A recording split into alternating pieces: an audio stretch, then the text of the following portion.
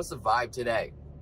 Today I want to talk about mastering any skill in game, out of game, in life, at work, at school, whatever it may be, in sports. Let's dive right in. What do I mean by mastering a skill, and kind of understanding how the mind and body works towards progressing the skill. Skills are learned, right? And you can work and practice on those skills. Like a person playing soccer who can successfully make that shot from outside any part of the penalty box. That player more than likely practiced the shots outside the penalty box at each angle in different ways by controlling it, right? By taking one shot outside the penalty box and practicing that over and over and over and over until they felt really good on that shot, and then moving, maybe doing another angle, right? So controlling it with the same angle, same shot over and over, practicing that, mastering that, and then moving, doing a different angle, practicing that, controlling that. And then after they feel outside the penalty box that they're really good at that shot and they have fairly mastered it, then you could turn it into kind of randomizing it, where maybe now they're moving and practicing, moving and shooting, where it's more real in-game, like real life scenario, like in-game, in competition scenario. Now the same can be applied for in-game.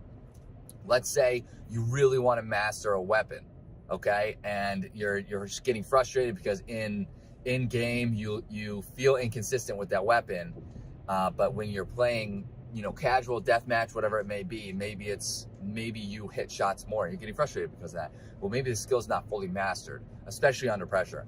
Now you can master it and it'll transition in game by doing the same thing, controlling the situation. So go into one of those aim courses or whatever in game. We'll use Counter-Strike because that's what I played. So I would go to a aim match, whatever it was called. I can't remember off the top of my head. And I would use the same gun, and I would, as the targets would appear, I would shoot them and shoot them down. But what I did was I wouldn't even fully control it. I wouldn't master one weapon. I just kept switching through all these weapons.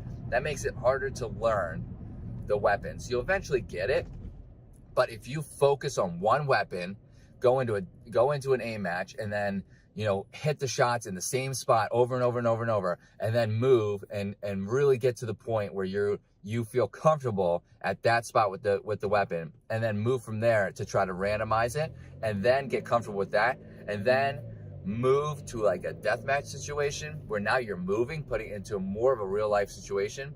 Being able to master those controlled scenarios will transition into the random scenarios, which will transition into a real life game situation.